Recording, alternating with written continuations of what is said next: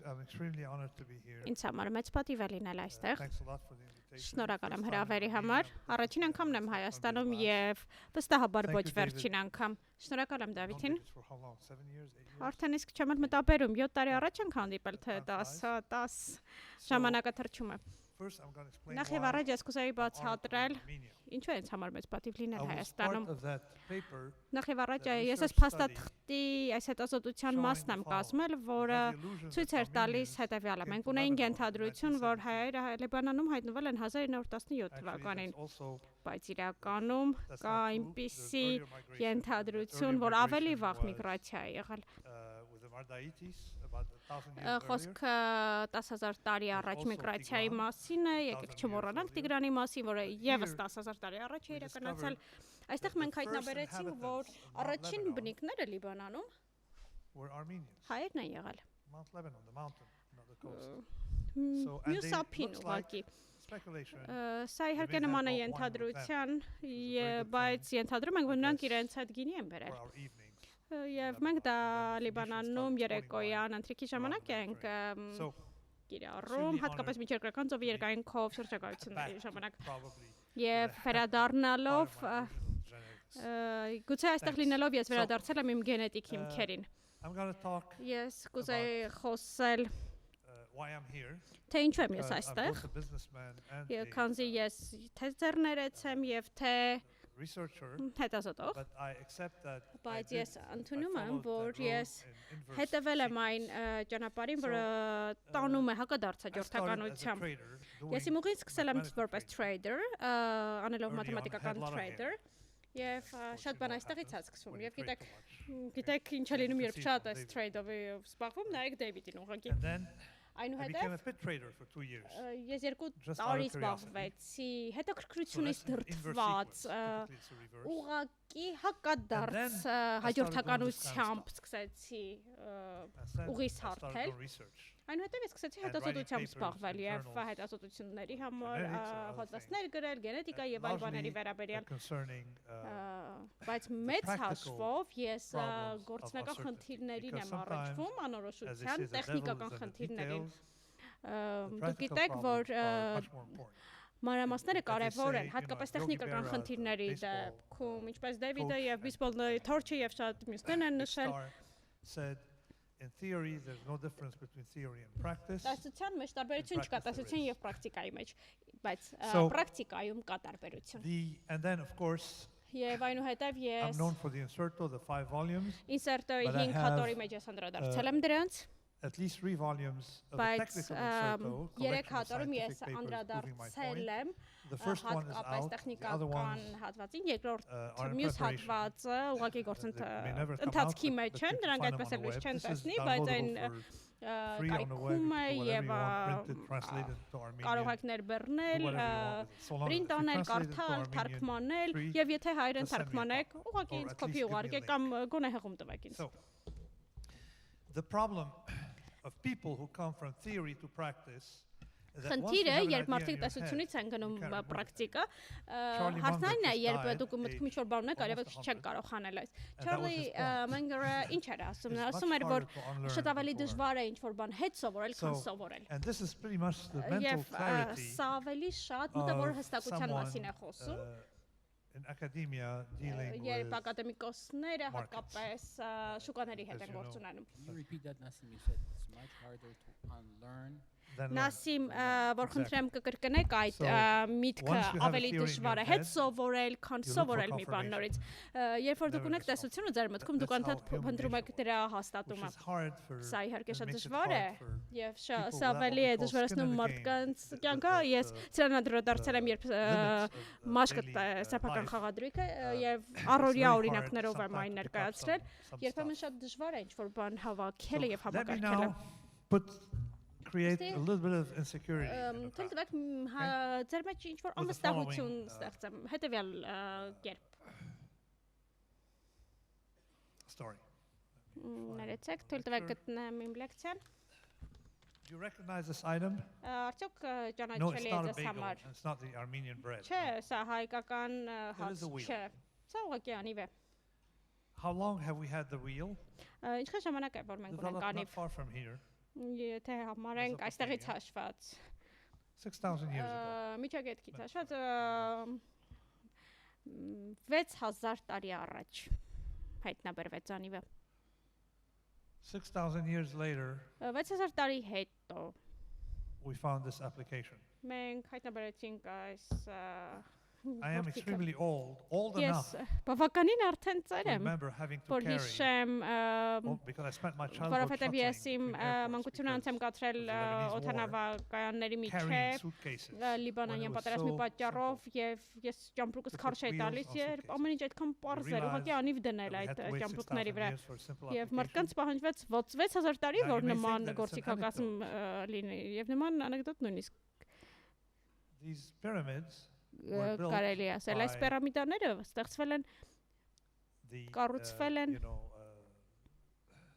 inhabitants of Mexico Մեքսիկայի բնակիչների կողմից connected to our world որոնք այսպես թե այնպես կապված չեն մեր աշխարհին եւ թվում է թե նրանք անիվ չեն ունեցել Is it true they did not have the wheel? They built this. Արդյոք ճիշտ է որ նրանք չեն ունեցել անիվներ սա աշխատուժն է արել pyramids that were built thanks to the wheel Եվ իհարկե եգիպտական այս լաբիրինթը աշխատուժի շնորհիվ է իրականացել։ Տեխնիկայի հարց է։ Արդյոք ճշմարիտ է, որ ամերիկացիները չեն ունեցել անիվ։ Նետ, ոչ։ Նրանք ունեցել են անիվ։ Նրանք օգտագործել են այն խաղալիքների համար, երեխաների խաղալիքների վրա են օգտագործել են։ Բայց զգուշակեք։ Նրանք այդպես էլ կապ չեն ստեղծել։ Երբեմն մենք այնքան լավ չենք հասկանում, թե ինչ տեխնոլոգիա կօգտագործենք հաջորդիվ։ Երբեմն ինչ-որ բան այնքան պարզ է, ինչքան այս անիվը։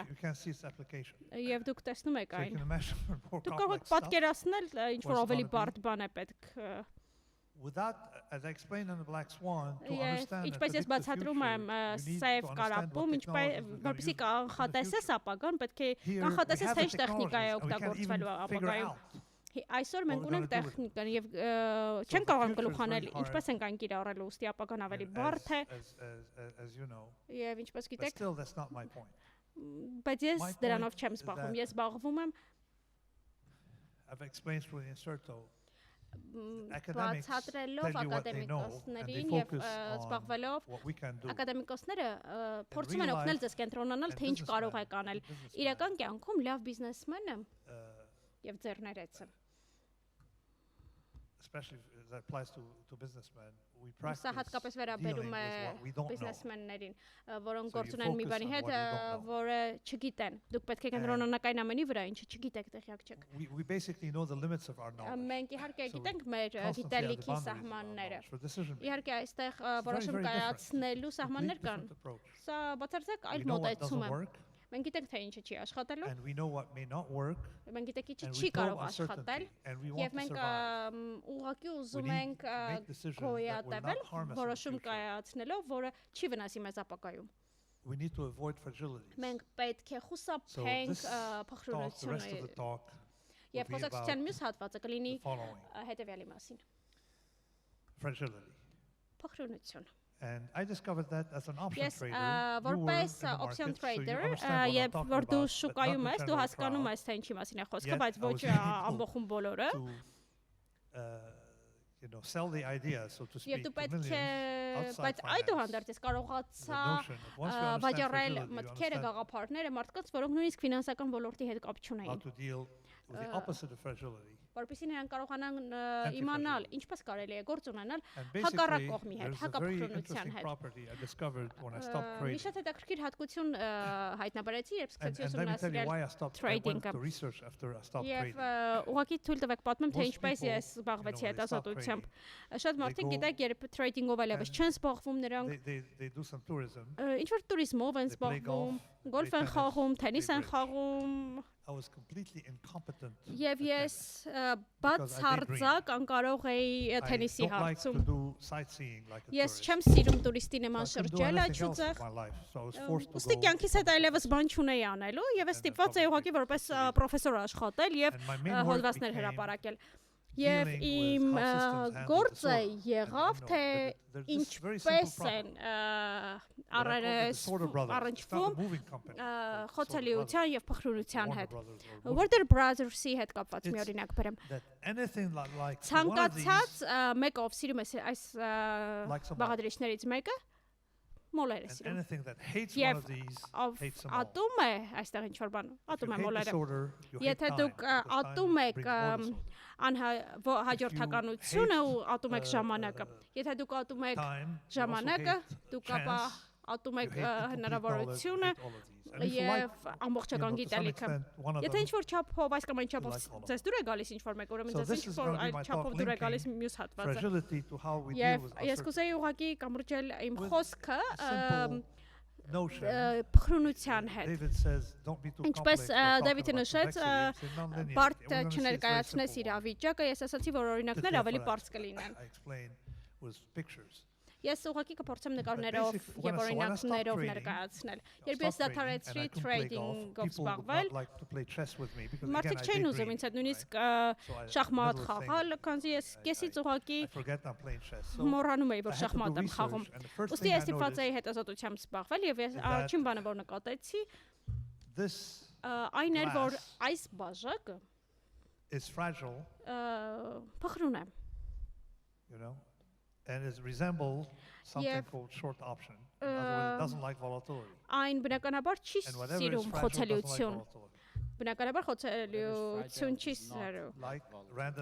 Ինչ էլ որ խոցելի է, ապա այն ոչ հաջորդական շարք կամ անկանոնություն չի սիրելու, այն չի սիրում ժամանակ։ Եթե ես այն թողնեմ այստեղ, գուցե երկրաշարժ լինի կամ ինչ-որ շոկային մի բան, but it has one principal attribute. Բայց այստեղ կա մի սկզբունքային մաս։ Այն ավելի շատ ունի բացասական կողմ, քան հակառակը։ Եթե շոկ լինի, հակառակը չի լինելու, չի բարելավվելու։ Եթե խփեմ ինչ-որտեղ, էլի լավը չի դառնալու։ Եթե ես հարցնեմ Հայաստանի դեպքում, այս դեպքում, մենք շատ խոցելի իրավիճակներ ենք ունեցել, հատկապես վերջին 30 տարիների ընթացքում, ապա արդյոք մենք ավելի հակափխրուն ենք դարձել։ Մենք կխոսենք իհարկե անհրաժեշտության մասին և շոկից բխող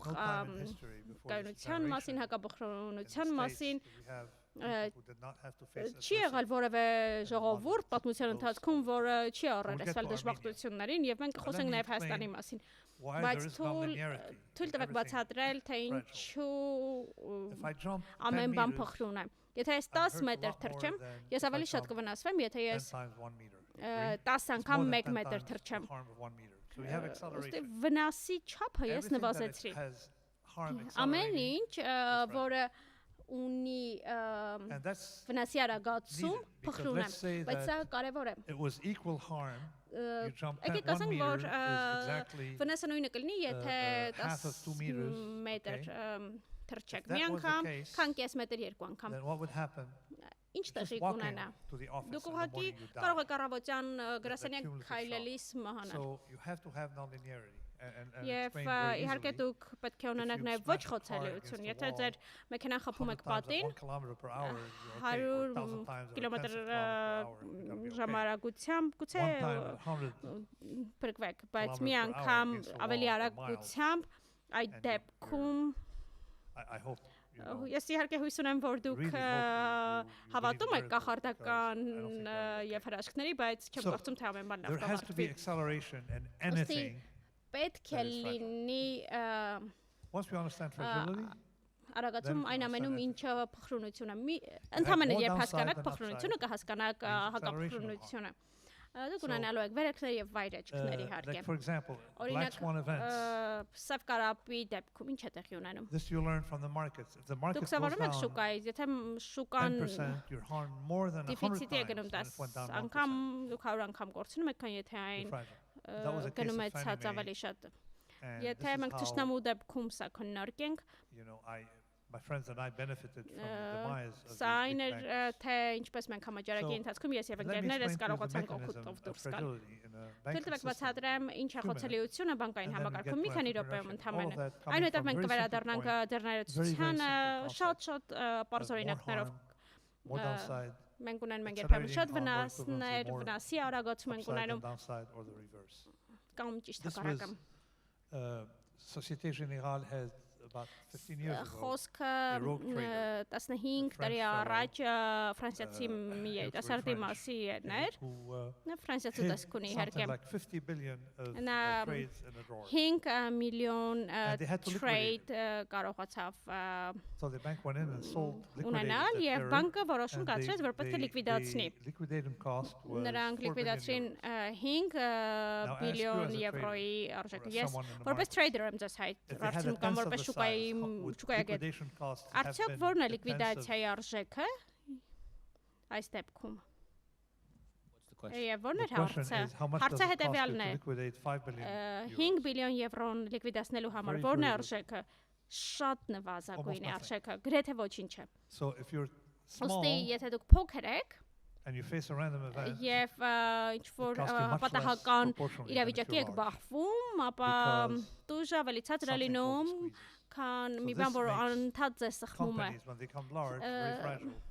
Երբեմն, երբ ընկերությունը ավելի մեծ է դառնում, այն ավելի խոցելի է դառնում։ Արդյոք դա փղի օրինակն է, իհարկե, մեկ րոպեից կանդրադառնանք դրան։ Հաջորդ օրինակը, որ կուզեմ խոսել խոցելիության մասին։ Եթե մի օրինակը պարզ չի, գուցե հաջորդով ավելի ընկալելի դառնա իմ ասածը։ Հակապրոնությունում մի պատմություն կա, երբ թագավորը ուներ չարաճճի որդի, չգիտեմ, արդյոք դուք ունեք չարաճճի որդի, բայց կանոնն այն էր, որ պետք է թագավորը պատժի որդուն։ Եվ երկրում կանոնն այն էր, որ մեծ քարով պետք է խփել ուղղակի նրան։ Եվ իհարկե թագավորը, եթե դուք թագավոր եք, իհարկե ուզում եք եւ ունեք չարաճճի որդի, բայց պետք է պահեք օրենքը դժվար է, պետք է պատժեք որպեսզի պահպանեք օրենքը, բայց ամեն դեպքում խորհրդականը եկավ եւ լուծում առաջարկեց։ Ինչ եք կարծում, որն է լուծումը։ Into several pieces. Որոշ բաներ հատվածների բաժանել։ Նա ասաց, լավ, խնդիր չկա։ Շաբաթ կիրակի է գալիս։ Փոքր մասերի բաժանեք եւ ուղղակի խփեք։ Հատ, ուղղակի շուրներով խփեք։ Over the long weekend. Նա ողջ շաբաթ կիրակի ընթացքում։ Եվ բնականաբար Այս դեպքում վնասի արագացումը չափից կախված կարող է փոփոխվել։ Մենք ամեն բան փոխկապակցենք միմյանց, եթե դեռևս կապ չեք տեսնում ձեր ներեցության հետ, դուք դեռևս կտեսնեք այն։ This explains why. Ահա թե ինչու է։ You have any elephants in Armenia? Հայաստանում փղեր կան։ No, maybe the weather, but you know the Գուցե եղանակի պատճառով, բայց կաթնասունները կարող են եղանակին դիմակայել։ An elephant, we don't have a lot of elephants left in the world, but we got a lot of mice. Բայց շատ մկներ կան։ You have mice in Armenia, no? Հայաստանում մկներ կան, չէ՞։ New York City has more mice than citizens. New So they claim York-ում that իհարկե there's no շատ մկներ կան։ census, you know, to make mice vote or something. So we don't know the exact number. Նրանք նույնիսկ երբեմն հումոր են անում քանակի վերաբերյալ մկների The only difference between these two is the size. Այս երկուսի դեպքում տարբերությունը միակ չափն է, նրանք երկուսն էլ Cartoons they կաթնասուն look են։ alike. Եվ մուլտիկում էլ նրանք նույն տեսքն ունեն, ասես։ Եթե փիղը ընկնի 5 մետրից տեսություն կամ 1 մետրից տեսություն, իսկ մկանը, եթե օրինակ ռուսական տարբերակով 4-րդ հարկից ուղղակի ցած նետեք, նա կծիծաղի ձեզ վրա։ No problem. Խնդիր չկա։ So that tells you something about size. Սա արդեն ասում է ձեզ ինչ-որ բան չափի եւ խոցելիության մասին, սրանք կվերադառնանք։ What happened here? Okay. So let's say on the left, for equivalent move, say the markets go down 10%. Մենք տեսնում ենք, որ ապրանքային շուկաները միայն դեֆիցիտի էին գնում, երբ գումարը կորցնում արագացման պատճառով դուք կարող եք գումար աշխատել կամ կորցնել ճիշտ հակառակ կերպով։ Եթե վաստակում եք դուք լավ աճ կողմում եք, ապա լավ կողմում եք, բայց վնասի արագացման դեպքում դուք վատ կողմում եք եւ փխրում եք ավելի։ Բայց թույլ տվեք ասեմ ձեզ, թե ինչպես է աշխարհը ավելի ու ավելի փխրուն դառնում։ If demand drops, եթե մարդը ընկնում է 50-50 է, սկզբում 5 տարի է, այնուհետև 95 it's complete chaos, and this is what happened post COVID. 5 տարեկանի ընկնելու դեպքում եւ 95-ի տարեկան ընկնելու դեպքում իրավիճակը տարբեր է։ Սա մի բան էր, որ մենք ունեինք համաճարակի դեպքում։ And that's an illustration of fragility of the world. Սա աշխարհի փխրունության պատկերն է։ Մենք տեսնում ենք, The որ Black Swan, I documented up Սև till Կարապում ես 1994. վավերագրել եմ I think. մինչև 1994 կամ գուցե մինչև 2000 But since then թվականները։ it repeats itself. Բայց այնուհետև ամեն ինչ այս բնական աղետները կրկնում են շղթան եւ բնական աղետների արժեքը գնալով ավելի ու ավելի է մեծանում։ Քանզի կառուցվածքը տնտեսական իրականության ավելի բարդանում է։ Մենք կարծում ենք, որ մենք ունենք արդյունավետություն, բայց ավելի հաճախ մենք չունենք այն։ Քանզի բնական աղետը նույնն է, բայց ապահովագրությունը ավելի տարբեր է լինում, քանզի եթե ես 10 տուն ոչնչացնեմ, ավելի թանկ կլինի փոխել այն մեկ եւ ներկայիս իրավիճակում ավելի վատ կլինի, որը աշխարհի պատկերն է ուղղակի։ Եվ նորից տեսնենք ինչպես է այս brothers-ը աշխատում։ Ուռուցիկի եւ գոգավորի մասին, սա շատ տեսական մաս է։ Սա քիչ տեսական է։ So on the left, if you have that shape like this, it means you gain more than you lose. Այս ձևն ունեք, սա նշանակում է դուք ավելին եք ձեռք բերում, քան կորցնում եք, ապա դուք ուռուցիկ եք։ Իսկ եթե դուք հակառակն է, դուք գոգավոր եք։ Antifragile is very similar. Փոխրունությունը շատ նման է, որպես սկիզբ մեկնարկելու համար։ Ես օպցիաների trader եմ, ես այն ուսումնասիրել եմ դրսից եւ ներսի կողմից։ Եվ եթե դուք սկսում եք արդեն ծախողեք, դուք այս շրջափուլի հատվածն եք դառնում, եւ դուք ընդհանրացնում եք այն իրականության հետ, ձեռներեցության հետ, եւ այս ամենը փոխկապակցված է, եւ այս ամենը սկսվել է նախ եւ առաջ ձեր ձեռքին եղած սուրճի բաժակից կամ ջրի մի բաժակից։ Let's talk about antifragile. Եկեք խոսենք հակափոխրունության մասին։ Հակափոխրունությունը մի բան է, որը օգուտ է ստանում այս հաջորդականության խախտումից, բայց այստեղ եւս կա հետաքրքիր մաս։ Դու ավելի շատ փորձում ես գուշակել, թե ինչ է տեղի ունենալու։ Ինչ գիտեք, շատ կայունությունը նույնպես վատ կարող է լինել։ Հակափոխրունությունն է մեխանիզմը, արդյունավետ մեխանիզմը։ Մեծ հաշվով ձեր մարմինը պետք է մարզվելու համար է։ Եթե դուք չեք մարզվում, գիտեք ինչ է տեղի ունենում, դուք ավելի եք թուլանում։ Դուք ջիմ ունեք։ Ձեզնից մոտ ջիմ կա։ Տանը։ So now we understand. Ոստի մենք հասկանում ենք, որ թե ինչպես է ձեր մարմինը օգուտ քաղում հակաստրեսային իրավիճակներից։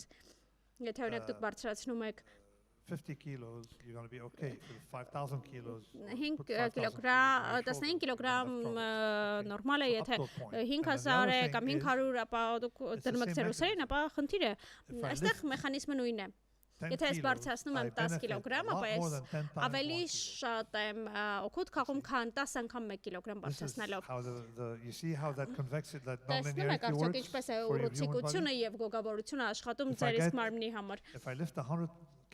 Եթե ես բարձրացնում եմ 100 կիլոգրամ, սա ավելի լավ է, քան 10 անգամ 10 կիլոգրամ։ So another thing, when I wrote Antifragile, nobody had heard of heart rate variability, not even myself. Կայունության մասին։ Որն է մարդու մահվան լավագույն կանխատեսումը։ The single best predictor of human death. Լավագույն կանխատեսումը։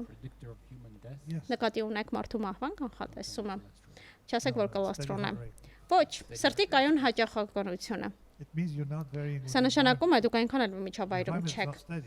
Քանզի միջավայրը կայուն չէ, աղմուկ, պատահականություններ եւ այն չի,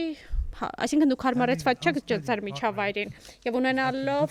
անկայուն սրտի հաճախականություն ավելի լավ է ձեզ համար։ Եվ դա եթե դուք ունեք Apple ժամացույց, այն չափում է ձեր սրտի հաճախականությունը։ Այստեղ քանիս ունեն Apple ժամացույց։ Ոսի դուք չափում եք ձեր սրտի հաճախականությունը, չէ՞։ Բայց մարդիկ չեն ընդհանրացնում այն խոշոր եղջերավոր անասունների հետ։ Որն է սնանկության ամենալավ կանխագուշակումը։ Կայուն եկամուտները մենք 2008 թվականին արեցինք դա։ Այն ընկերությունները, որոնք ունեին կայուն եկամուտներ, նրանք սննկացան։ Որն է լավագույն կանխատեսումը, որ ընկերությունը կսննկանա։ Կայուն շահույթ ունենալը։ Թույլ տվեք պատմել, որ եթե դուք ունեք ինչ-որ մեկի հետ պայմանագիր, ապա պետք է միջավայրի հետ անընդհատ ադապտացվեք։ Եկեք շարունակենք բնության մասին զրույցը։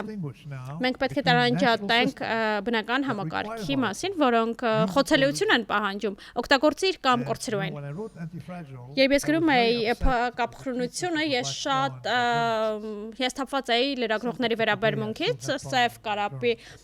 մինչ օրս էլ ես ունենում եմ խնդիրներ լրագրողների հետ եւ հանգստացողներ եմ խմում,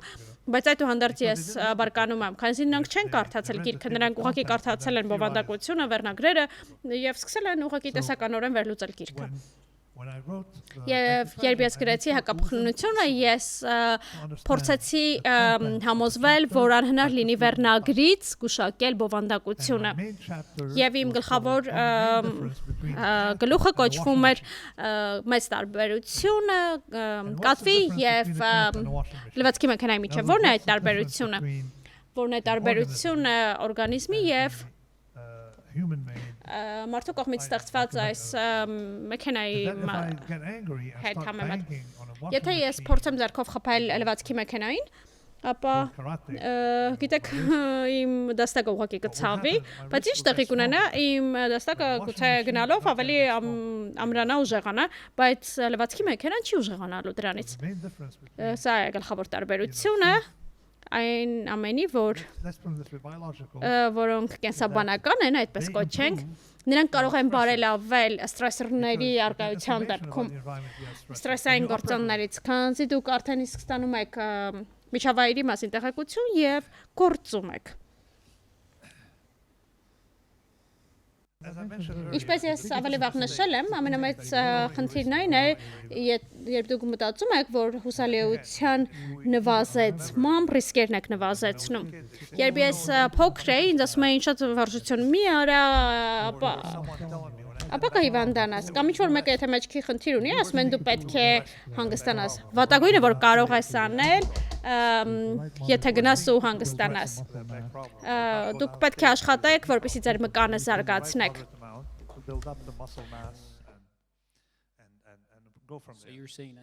Այսինքն Նասիմ ասում ես, որ մարդիկ կարծում են ցածր փոփոխականությունը նշանակում է ցածր ռիսկ, որը սխալ է, հա։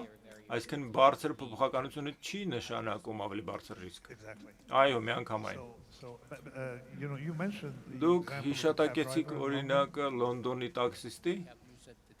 Դուք ասեցիք Բեյրութի տաքսիստը։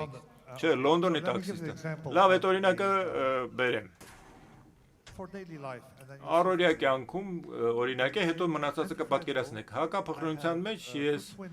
երկու կիպրոսցի զույգ եղբայրների մասին է խոսքը։ Լոնդոնում են գտնվում։ Նույն եկամուտն ունեն, մեկը աշխատում է խոշոր կորպորացիայում, կադրերի բաժնում, շատ հաստատուն եկամուտ ունի, 25 տարին մեկ ոսկի ժամացույց են նվիրում, առաջ էին նվիրում, հիմա գուցե էլ ոսկի ժամացույց չեն նվիրում 25 տարվա ստաժի համար, շատ կանխատեսելի մարդ էր, ամեն օր գնում էր գործի, 8 օր մեկ գնացքով գնում էր Տրաֆալգար հրապարակ, այնտեղից ոտքով, այդ մի եղբայր է, մյուսը երկվորյակը տաքսիստ էր, էլի Լոնդոնում։ Համարյանը եկամուտ ունեին, բայց տաքսիստի եկամուտը ավելի փոփոխական էր, տարափոփոխ է։ Ու երբ որ ես ժողովրդին հարցնում են ում վիճակն է ավելի ապահով, նրանք ասում են ով որ աշխատում է խոշոր կորպորացիայում։ Ոչ, ճիշտ չէ։ Տաքսիստը ավելի փոփոխական եկամուտ ուներ։ Նա եկամուտի նվազեցումը որպես ինֆորմացիա էր, ազդակ էր ընկալում, թե ուրիշ ինչ անի։ Այսինքն աղմուկը ավելի շատ է, բայց աղմուկը առողջ աղմուկ է։ Եկամուտը պակասում է, հա, պետք է ժամը 10-ին գնամ հիդրոօթանական, գուցե դա ավելի լավ է։ Սա քեզ միշտ ստիպում է տրամաչափարկել միջավայրին քո արածները։ Մինչդեռ մյուս եղբայրը ոչ մի ազդակներ չես ստանում միջավայրից։ Ենթադրենք, եթե ձեզ 54 տարեկանում գործից ազատում են, Գործդ կորցնում ես, աշխատում ես խոշոր կորպորացիայում, կարող ես ուշքի գալ դրանից հետո։ Լոնդոնում երևի ավելի մեծ հավանականություն կունենաս, որ քեզ տակը կգցի դեռահաս շիկահերի կողմից կարմիր բեռնատարը, քան թե գործը կորցնես։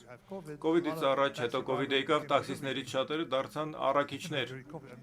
Կովիդի ժամանակ ու հազարներով փող վաստակեցին։ Այսինքն մի մտածեք, թե փոփոխականությունը վատ է ձեզ համար, եթե առողջ փոփոխականություն է, որ ինֆորմացիա է տալիս։ Փոփոխականությունը կարող է նաև ասոցիացվի վերապրելու հմտությունների հետ։ Այո, կա որոշակի կապ, եւ տվյալները դա հաստատում են։ Սա տեխնիկական իհարկե։ Հիմա դա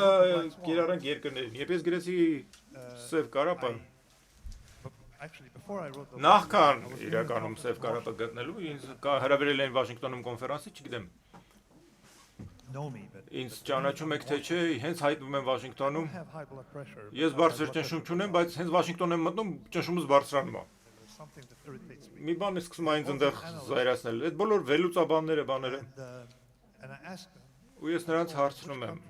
որ երկիրն ավելի կայուն, այ երկիրը, նույն կառավարություն, նույն կառավարման տեսակը։ Մի ընտանիք կառավարում ավելի քան 90 տարի եւ B երկրում 50 կառավարություն է փոխվել երկրորդ աշխարհամարտից ի վեր։ Որ երկիրն ավելի կայուն։ Բոլորը ասեցին A երկիրը։ Եվ իհարկե ես հիմա C երկիր ապելացնենք նույն կառավարման համակարգը։ Նույն կառավարությունը սկսած 70-ականներից կայուն։ Ան A երկիրը եւ C երկիրը կայուն են։ A երկիրը Սաուդի Արաբիան էր, B երկիրը Իտալիան էր։ Եվ երբ ստուգում ես, Իտալիան դեռևս կա, իսկ C երկիրը Սիրիան էր։ Նրանք համարում էին Սիրիան Իտալիայից ավելի կայուն է, որովհետեւ Սիրիայում ըստ էության սառեցված քաղաքական համակարգ էր, մինչդեռ Իտալիայում լիքը աղմուկ կար։ Մենք ունենք հարևան երկիր նման բնութագրիչների համապատասխանող։ Անձնական կյանքում կա մի բան, չգիտեմ, դեզայն շատերը երևի ենթարկվել են հետտրավմատիկ ստրես համախտանիշին, PTSD։ Ես պատերազմով եմ անցել Լիբանանում, շատ հայեր են Լիբանանի պատերազմով անցել, ինձ թվում է ինձ վրա դա չի ազդել, բացական հակառակը երևի։ Երևի ես իմունիտետ ունեմ, մինչև չպարզեցի, որ մի բան կա, որ 10 անգամ ավելի տարածված է, քան հետտրավմատիկ ստրես համախտանիշը, կոչվում է հետտրավմատիկ աճ։ Ինչի դրա մասին շատ չենք լսում։ Որովհետև ոչ ոք փող չի աշխատի ձեզ բուժելով հետտրավմատիկ աճից։ Եվ պատահական միջադեպերից հետո շատերը հակառակը ավելի ամրանում, ուժեղանում են, երբ ձեզ կյանքը լիմոն է դեմ տալիս, կիտրոն, լիմոնադ է ստեղծում դրանից։ Վստահ եմ ուրիշ երկրներով դժվար է թարգմանել, այսինքն կյանքը եթե քեզ լիմոն է դեմ տալիս, դու լիմոն անգլերեն ասած բան է անպետք մեքենան է։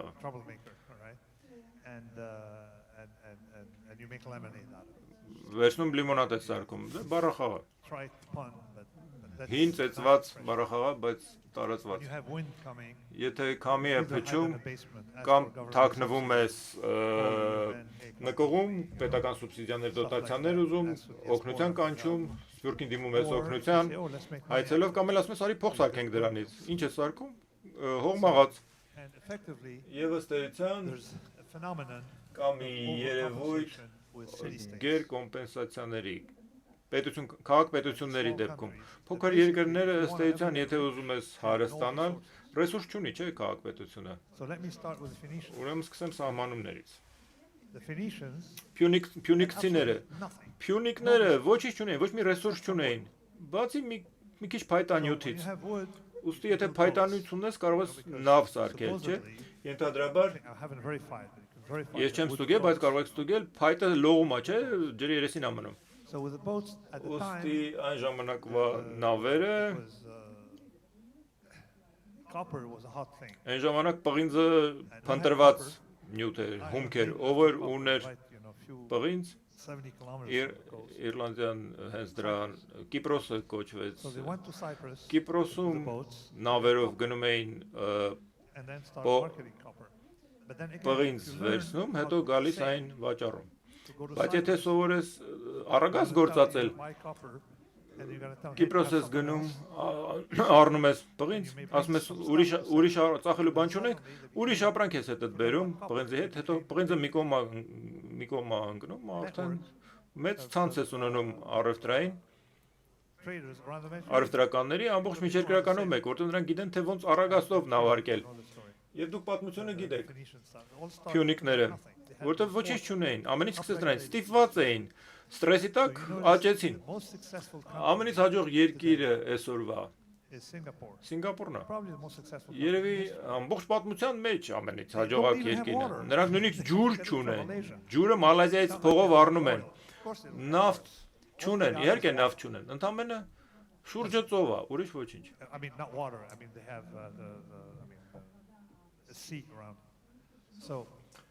Ուստի նույնը Վենետիկին։ Վենետիկցիները ստիպված էին առևտրով զբաղվել։ Այսինքն վեր ես աճում, երբ ստրեսի տակ ես։ Եվ սա հայտնի է, եւ այս հակառակն էլ է տեղի ունենում, որը կոչվում է հոլանդական հիվանդություն։ Եթե դու ուզում ես, որ երկիրը ընդհանրապես չբարգավաճի, աղոթիր, որ նավթ հայտնաբերեն։ Դուք հենց այդ հարևանից ունեք, էլի, որը դեռևս հումքով է, իր տնտեսության կեսը հումք է։ Նասիմ, այդ քաղաքպետությունների մասին հարցնեմ։ Քաղաքպետությունները մի բան ունեն իրենց օգտին։ Ինչ չափի են։ Չափսն է, փոքր են, կենտրոնացված չեն, կառավարելի են։ Արդյոք համակարգել ունեն ըստ ձեզ, բացի փոքրությունից։ Համակարգի կարևորությունը Հայաստանն էլ այսօր փորձում է համակարգ կառուցել։ Համակարգ ասելով նկատում եմ իրավական համակարգ, քաղաքական համակարգ, ֆինանսական, տնտեսական համակարգ։ Քաղաքպետությունները որպես օրենք բարգավաճում են, երբ առևտրային համատեքստում, երբ գտնում ես առևտրական ուղիների վրա, օրինակ Հալեպը խոշոր հայկական հանգույց է, չէ՞։ Իսֆահանն էլ առևտրային ուղիների վրա։ Եվ հին աշխարհում տնտեսությունը պետք է հող զավթեիր։ Կար տարբերություն նրանց, ովքեր հող էին սիրում, պետք է հողը զավթեիր, եւ նրանք, ովքեր սիրում էին առևտուր։ Դուք հիմա հող կորցրեցիք Արցախում, բայց ֆյունիքսիները թքած ունեին հողի վրա։ Նրանց հերիքում էր իրենց ունեցած մի կտոր հողը։ Նրանք չէին գնում Իտալիայում հող գրավելու, զավթելու։ Զվարճության համար նրանք շեշտը դնում էին կոմերցիայի վրա, նույնը Ամստերդամը։ Այն գաղափարը, որ կան բացառություններ իհարկե, օրինակ Անգլիան վերցնենք, նրանք զավթում էին նաև հողեր, բայց եթե դու առևտրով ես զբաղվում կոմերցիայով, եւ դա է քո զբաղմունքը, դու թքած ունես հողի վրա, որտեվ գիտես, որ զորայական գումարով խաղ չի։ Օրինակ Երուսաղեմում հայեր կան, նես չի որ 17 թվին են եկել Երուսաղեմ հայերը, եթե ունես հանգույց կոմերցիոն, համայնքներ են հանդվում եւ եթե մարդիկ հանդուրժող են, Վենետիկում էլ հայկական թաղամաս կա։ Եվ նրանք հանդուրժող էին։ Հայեր կան, հայերը բիզնես են բերում, գիտես, այդտեղ եթե հայ կա, նա ուրիշին է ճանաչում, ուրիշ հայի, ուրիշ տեղ, եւ նա կարող է ինձ կապի նրա հետ, գուցե ես կարող եմ նրան ինչ-որ մի բան ծախել։ Մետաքս օրինակ, կամ մետաքս առնեմ, կամ ձի առնեմ նրանից։ Քաղաքներ, ես մեծացել եմ Բեյրութում 17 տարբեր պաշտոնական կրոնաազգային խմբեր կային, պաշտոնապես։ Երկու տիպի հայեր կային, ուղղափառ հայեր եւ կաթոլիկ հայեր։ Երկու տարբեր հայկական համայնք։ Բայց Բեյրութը նրանց ողջունում էր, որտեղ առևտուրն էր ավելանում։ Եթե դու գիտես մեկին ով այնտեղ զարմիկ ունի, որը քեզ կարող է Կրետեից կամ չգիտեմ որտեղից կամ իոսից ինչ-որ մաստիկա բերի, խմիչք, սա քաղաքապետությունների լրիվ այլ մտայնություն է, պատմականորեն սա մոդել է, որը ավելի երկար մնաց, պայմանով, որ կայսրության պաշտպանություն ես վայելում, բայց նորից հեշտ է կայսրության պաշտպանություն ստանալը, որովհետև նրանք դրանից փող են աշխատում, երբ Նաբուխոդոնոսորը եկավ, նա մարդ սպանեց իհարկե, բայց վերջում նա, քանի որ կթանկովին չի սպանում, նոր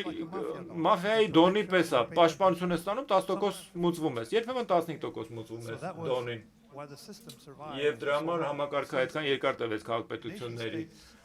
ասկ պետությունները նոր հասկացություն է, թագավորությունը, թագավորի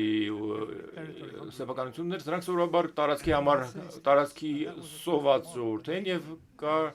ազգը որպես հասկացություն, կոնցեպցիա բավական թարմ, 200 տարվա հնություն ունի ընդամենը, ազգ պետություն հասկացությունը։ Այստեղ շարունակեմ ստրեսորների տակ աճից, տարբեր ստրեսորներ, ունակ .com փլուզումից հետո այն ամեն ինչ սխալ է դեռավ ճիշտ։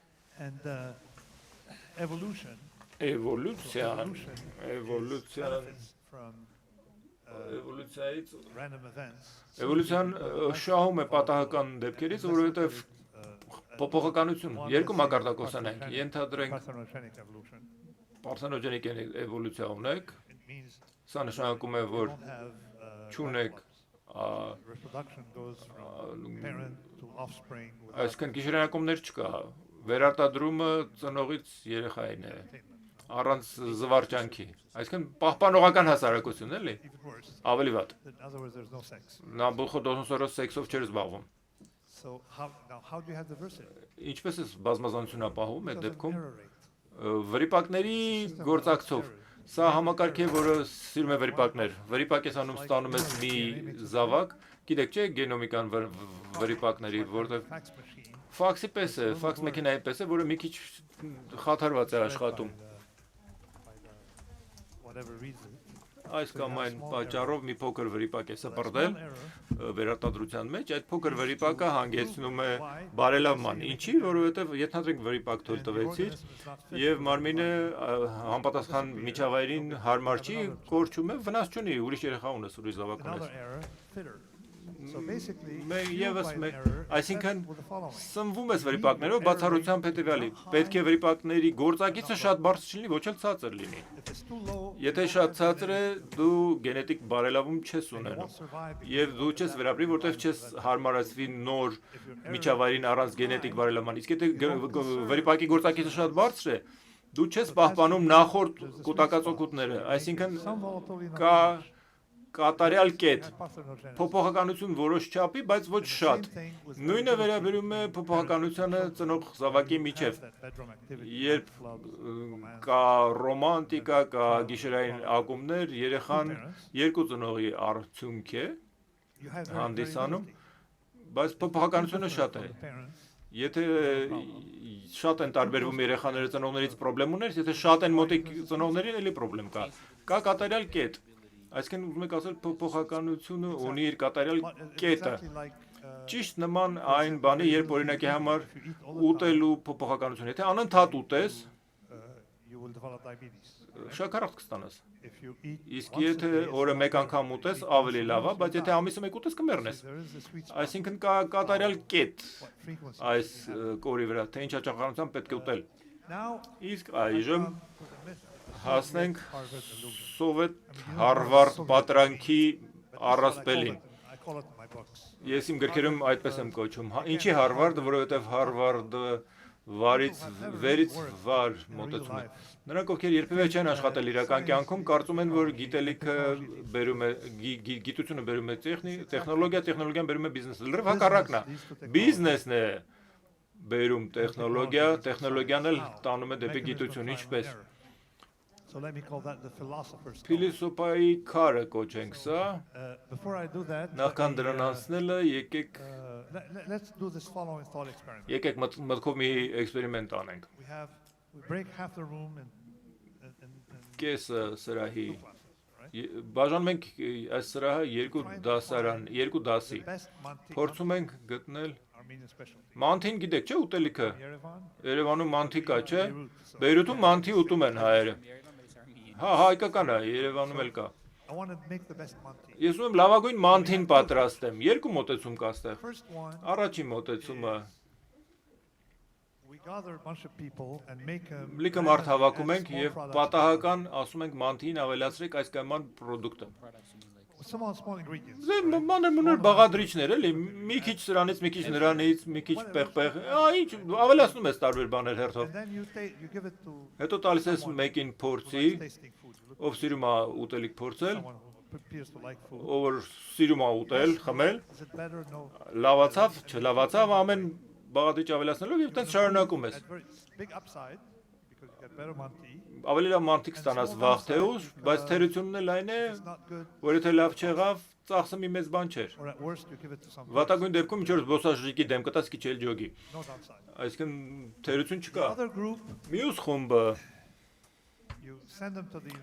նրանց ուղարկում ես համալսարան, այն ձախ մասը սրահի, եւ սկսում ես քիմիական բանաձևեր մոգոնել մանթի բովանդակության, ասում ես հիմա բարելավենք այս բանաձևերը, ինչ արագությամբ նրանք կկատարելագործեն ձեր մանթին, մի երկու րոպեում, չէ, տեսականորեն, լավ, հա, տեսականորեն, հա, բայց իրականում, գործնականում, էփել թափելը քիչ թե շատ ներկայացուցչական ցույց է տալիս, թե ինչպես է տեխնոլոգիան զարգանում։ Փորձում, սխալվում, փորձում, ստացվում, չի ստացվում, ձախողում, սխալվում, փորձում, մինչև լավագույնը ստանաս։ Վարից վեր չես կարող դա անել։ Վերից վար։ Բանաձևից հնարավոր չի հասկանալ ինչ համ կունենա քո էփածը։ Սա երկու ուրեմն մաս է։ Մեկը կոչում ենք փորձում, ձախողում, բարելավում, մյուսը վերից վար տեսական։ Ըստ էության ինձ թվում է, որ եթե նայենք տարբեր ասպարեզներին, խնդիրը այն է, որ ամեն ինչ արվում է կամ ինժեներների, արդյունաբերական հեղափոխությունը ինժեներների կողմից էր արվել, ռիսկի ախորժակ ունեցողների, բայց դրանք գիրք չեն գրում, գիրքով է գրում, գիրքը գրում է գիտնականը։ Գիտնական ուզում է, որ ամեն ինչ երևա այնպես ինչպես գիտության, վերցնենք ռեակտիվ շարժիչը։ Բոլորը կարծում են, որ ռեակտիվ շարժիչը ֆիզիկոսներն են մշակել։ Չէ, ոչ ոք չէր հասկանում, թե ոնց է դա աշխատել։ Ինժեներն է ստեղծել ռեակտիվ շարժիչը, որը մինչև հիմա չգիտի ինչպես է դա աշխատում։ Մինչև օրս մենք չգիտենք, թե հեծանիվը ոնց է աշխատում, որովհետև մեկը պատկերացում չունի։ Պարզապես գցում բռնում ես, բզբզում ես, աշխատում է։ Ճարտարապետությունը, եթե նայեք Եվրոպային, գեղեցիկ տաճարներ կան, սքանչելի պանծալի տաճարներ։ Ոնց են դրանք կառուցվել։ Էվկլիդյան երկրաչափությամբ կասեք, չէ՞, Էվկլիդեսը գոնե 1500 տարի առաջ էր այս տաճարից ապրել, բայց ոչ ոք պատկերացում չուներ, մինչև արաբական թվերի հորինելը ոչ ոք չէր կարողում Եվրոպայում բաժանել։ Բաժանման գործողությունը հնարավոր չէր, բայց հռոմեացիք սքանչելի կառույցներ էին կառուցում։ Եթե գնաք Բալբեկ, Բեյրութում, նրանք Էվկլիդյան երկրաչափություն չգիտեին։ Բա ոնց եղավ։ Բզբզելով, փորձում, սխալվում, ձախողում, ստացվում ես կանոնները մշակվեցին, այս կանոնը նրանից լավն է, փորձելով էին ասում, դա գիտություն չէր։ Դա տեխնոլոգիա էր, որը հետագայում հանգեցրեց գիտության։ Էվկլիդյան երկրաչափությունը միայն վերջերս մտավ ճարտարապետություն, երբ որ սկսեցին այս գեշ անճոռնի սովետական ոճի շենքերը, նույնիսկ Եվրոպայում, ՅՈՒՆԵՍԿՕ-ն օրինակ, անկյուններով, սուր անկյուններով, մինչև այդ ամեն ինչ շատ ավելի հարուստ էր եւ ավելի հաճելի։ Ճարտարապետությունում կար Բոժուանը, ես միշտ նայում եմ, թե ով ում օրինակով կարելի է այս առասպելը կոտրել, նա ապացուցել է, թե ինչպես են շենքեր, բուրգեր, տաճարներ կառուցել, գտել է դրանց ձևը։ Ցանկով անցնենք բժշկությանը, բժշկությունը ամենահետաքրքիրը կլինի այս ասպարեզներից։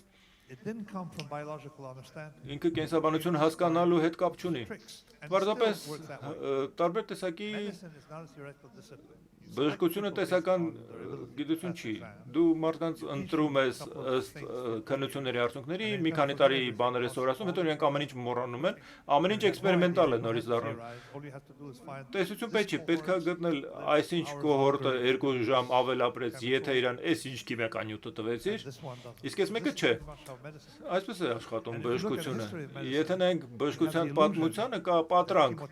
առայն որ քիմիոթերապիան հայտնաբերվել է օրինակ, ես ինչ գիտեմ, շատ խելոք մարդկանց կողմից, ովքեր բանաձևերով էին առաջնորդվում, ոչ։ Գիտեք քիմիոթերապիան ոնց հայտնաբերվել։ Դա գաղտնի էր պահվում իրականում։ Դա հայտնաբերեցին, որ նյարդային գազերը, հեղուկ խտացած գազերը հանգեցնում էին քաղցկեղի ռեմիսիայի հեռանալու։ Ինչի, որովհետև գերմանացի 43 թվականին ռամբակոծել էին բարից մի կողմ ամերիկյան մի նավ, որը ներվային գազ ուներ, իսկ դա Ժնևի կոնվենցիայով արգելված էր, եւ այդպես հայտնաբերվեց։ Նրանք ծածկադմփուկ արեցին դա, գաղտնիություն, բայց բժիշկները հայտնաբերեցին, որ իրենց դիմում էին շատ բուժառուներ եւ դրանք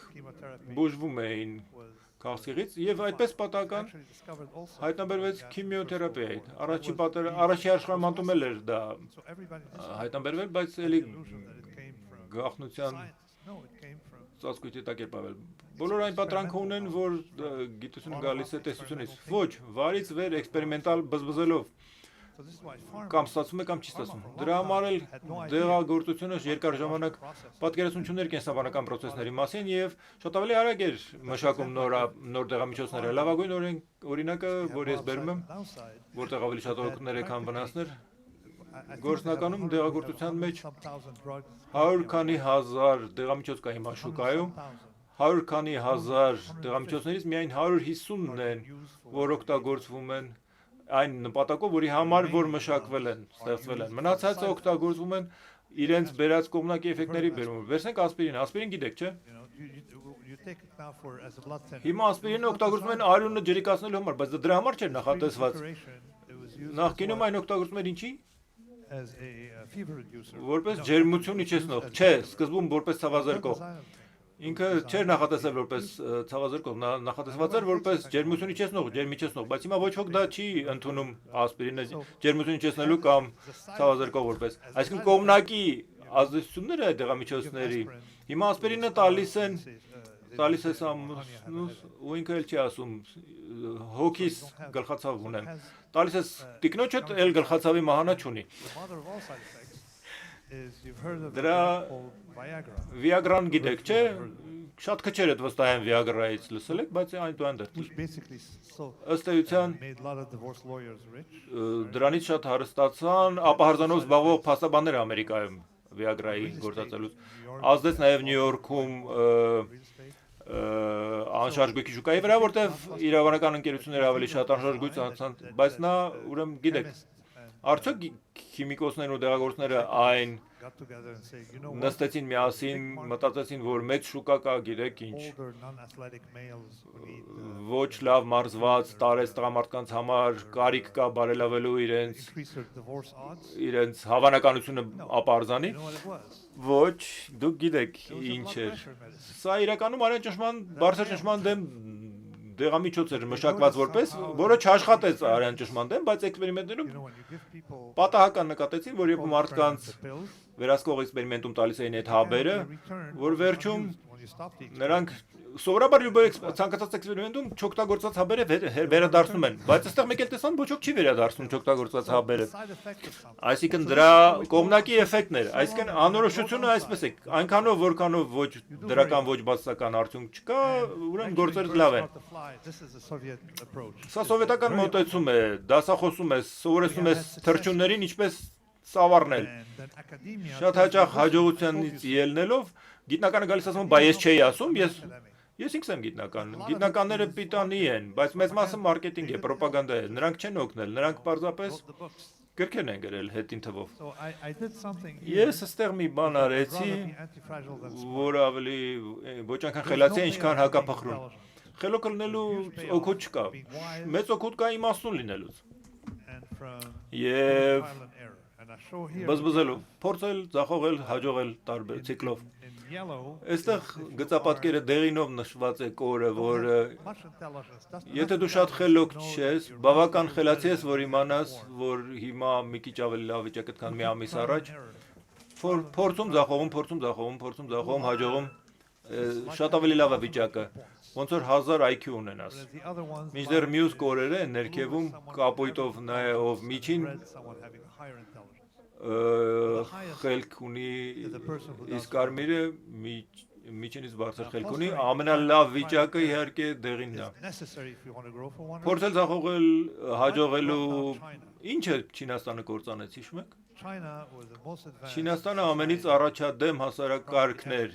երբևէ եղած մինչև իր ժամանակը։ Շատ խրթին, բարդ, բայց ինչ պատահեց, նրանք մտածեցին, հավատացին սովետական պատրանքին։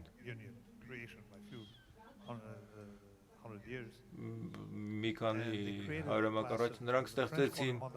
ֆրանսիացի կոչում են դրանք մոդեղան, անգլերեն կոչում են գիտնականներ։ 3 շաբաթ ուսումնասիրում էին, մարդիկ ինքնասպան եղան դրանից, ստեղծեցին գիտնականների մի դաս, որպեսզի ամեն ինչ կարգավորեն եւ ձախողեցին։ Նույնը Անգլիայում։ Անգլիան ստեղծեց արդյունաբերական հեղափոխության արդյունքում մարդիկ, որոնք ընդհանրապես գիտությամբ չէին զբաղվում, նրանք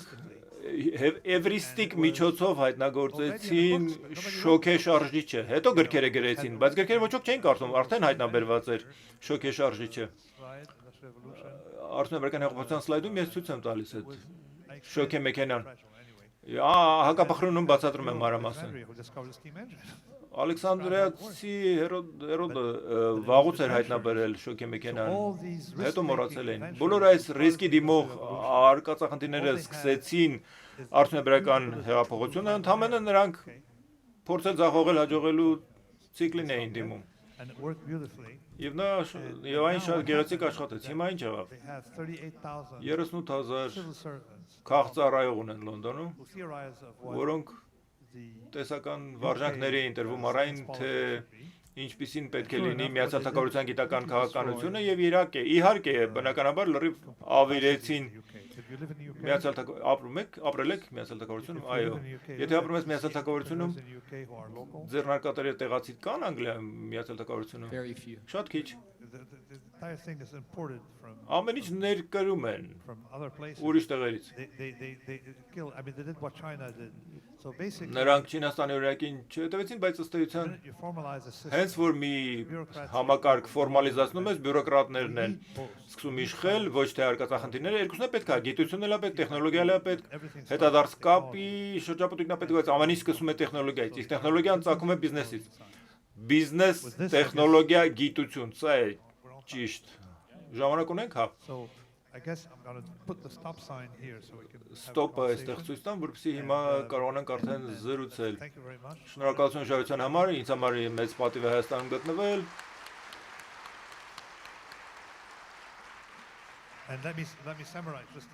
Ամփոփեմ երկու նախադասության պես օրվա իմ արածը,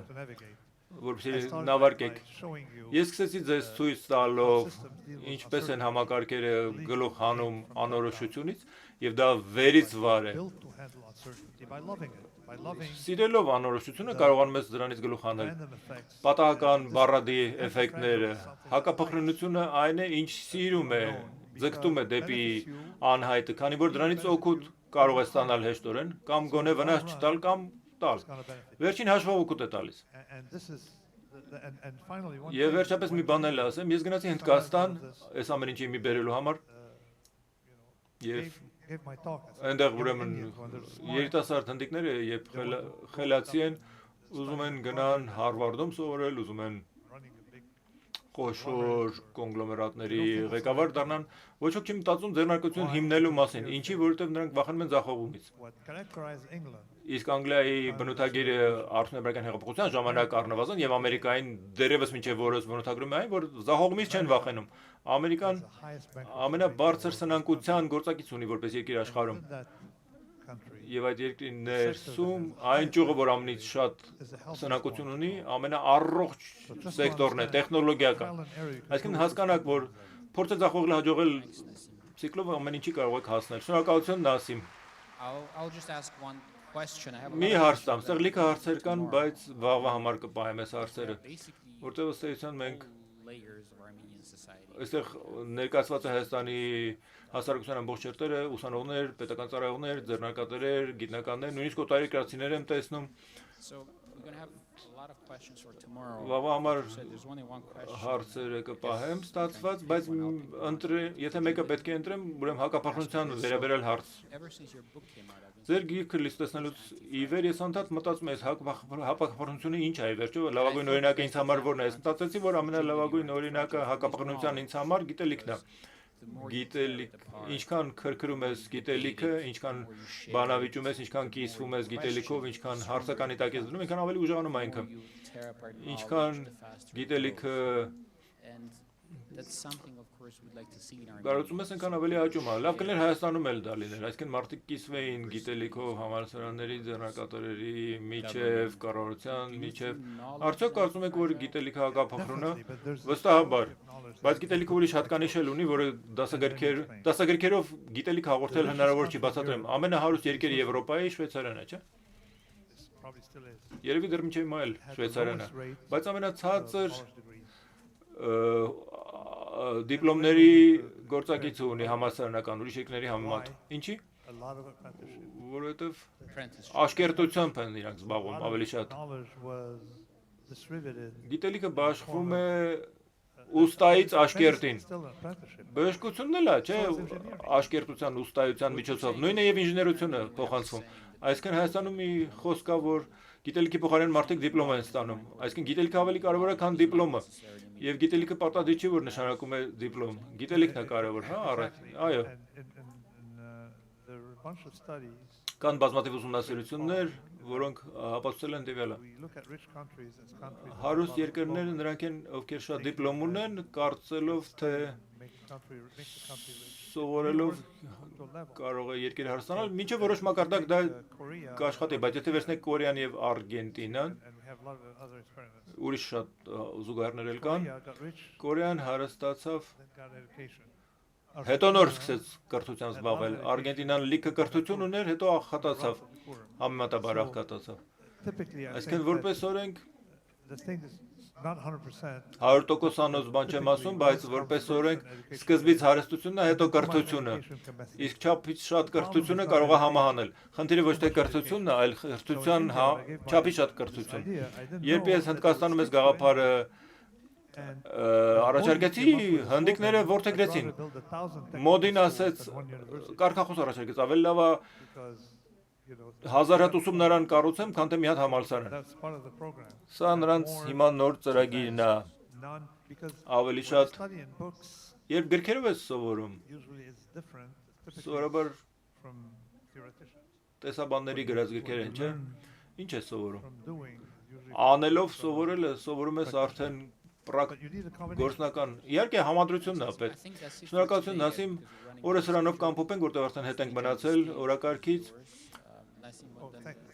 Շնորհակալություն, էլի ասեմ, որ մեծ պատիվ է Հայաստանում գտնվել, շնորհակալություն, խիստ գնահատելի էր, շնորհակալություն պարոն Թալեբ։